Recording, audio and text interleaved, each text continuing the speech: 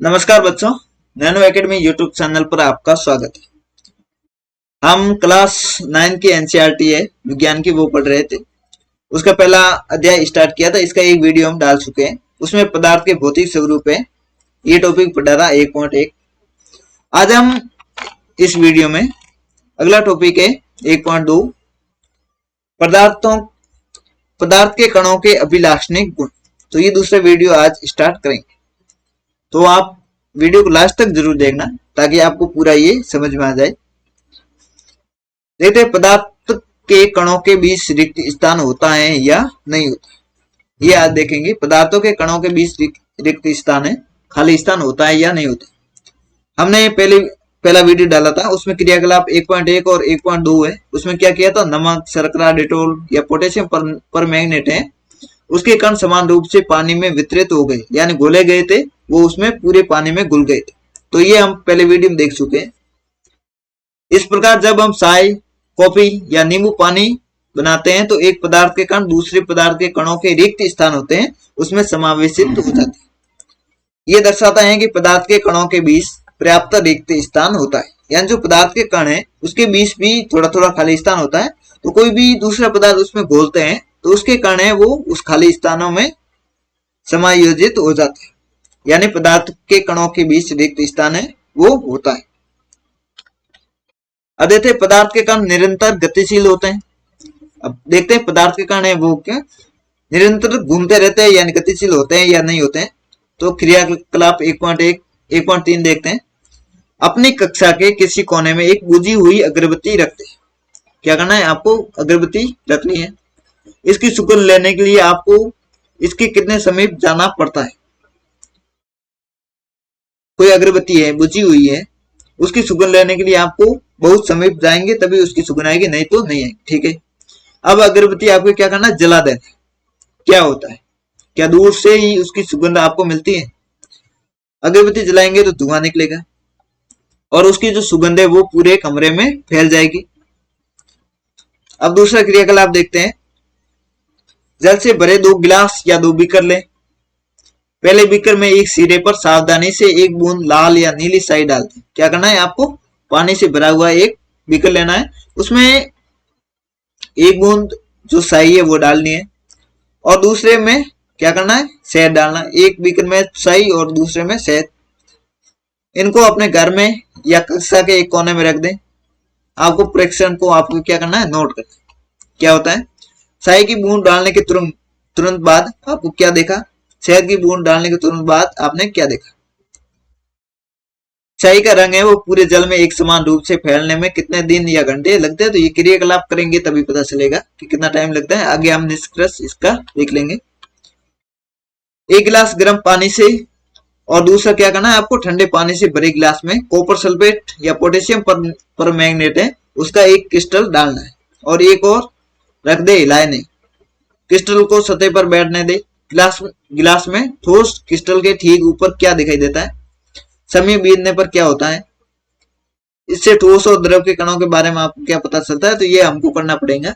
जो गर्म गिलास है तो उसमें तो क्रिस्टल वो घुलेगा और जो ठंडा है उसमें थोड़ा ज्यादा टाइम लेगा। तो ये तापमान पर निर्भर करता है। आगे निष्कर्ष देखते हैं। पदार्थ के कण निरंतर गतिशील होते हैं, अर्थात इसकी गतिज ऊर्जा होती है। तो ये महत्व, जो पदार्थ के कण है वो गतिशील होते हैं। तापमान बढ़ने से कणों की गति तेज हो जाती है, यानी तापमान बढ़ेगा, यानी कोई पानी वगैरह गर्म करेंगे तो उसमें वस्तु ज्यादा जल्दी घुलेगी। यानी तापमान बढ़ने से कणों की गति है वो क्या हो जाती है, तेज हो जाती है। इसलिए हम कह सकते हैं कि तापमान बढ़ने से कणों की गतिज ऊर्जा में भी गतिज ऊर्जा है वो भी बढ़ जाती है। उपरोक्त तीनों क्रियाकलापों में हमने देखा कि पदार्थ के कण अपने आप ही एक दूसरे के साथ अंत मिश्रित हो जाते हैं। ऐसा कणों के रिक्त स्थान में समावेश के कारण होता है। यह स्याही या शहद वगैरह वो पानी में घुल जाता है, तो पानी में जो रिक्त स्थान है तो उसमें वो कण जाते हैं या समावेश होते हैं। दो विभिन्न पदार्थों के कणों के सवत मिलना ही विसरण कहलाता है। ये विसरण की परिभाषा है कि दो विभिन्न पदार्थों के कणों का सवत मिलना ही क्या कहलाता है, विसरण कहलाता है। हमें यह भी पता चलता है कि गर्म करने पर विसरण तेज हो जाता है, यानी गर्म करने पर क्या है, विसरण है वो तेज हो जाता है, यानी जल्दी घुलता है। ऐसा क्यों होता है, क्योंकि गतिज ऊर्जा बढ़ जाती है। अब देते हैं पदार्थों के कण एक दूसरे को आकर्षित करते हैं या नहीं करते। तो ये क्रियाकलाप है। ये कोई ईद मिस्मी नर्तक है, उनकी मानव श्रृंखला का कोई ये नृत्य, यानी एक दूसरे को पकड़कर ये नृत्य किया जाता है।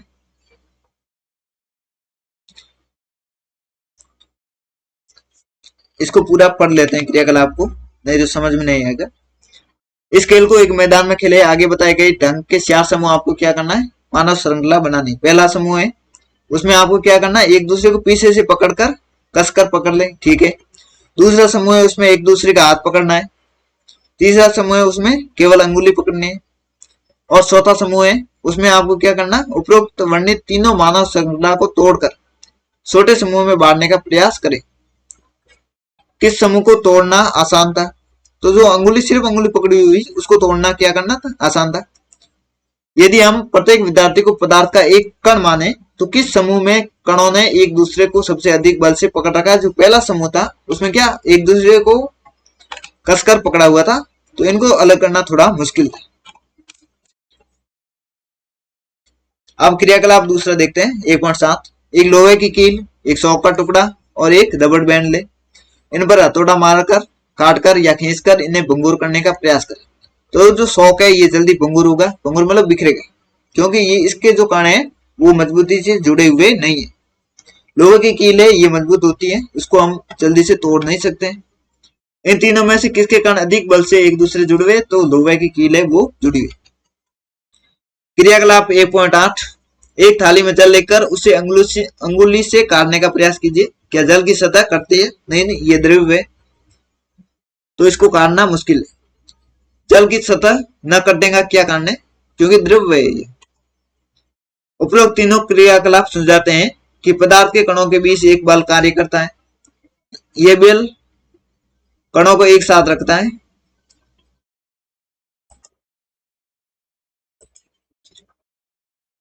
जो पदार्थ है उनके कणों के बीच एक बल कार्य करता है। यह बल कणों को एक साथ रखता है।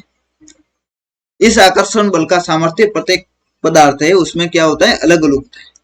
जो पदार्थ है, जो लोहे की कील है उसके कण है उसके में आकर्षण है बहुत ज्यादा है। बाकी जो शौक है उसमें जो कण है उनमें आकर्षण बल कम है। तो ये पदार्थ के अनुसार अलग अलग होता है। अब ये क्वेश्चन आप देख लेना। आगे 1.3 पदार्थ की अवस्थाएं, ठोस अवस्था, द्रव अवस्था, गैस अवस्था, ये हम अगले वीडियो में देखेंगे पार्ट 3 में। तो वीडियो को लाइक जरूर कर देना और चैनल की जो प्ले लिस्ट है उसमें जाके आप अगला वीडियो भी प्राप्त कर सकते हैं। तो मिलते हैं अगले वीडियो में, धन्यवाद।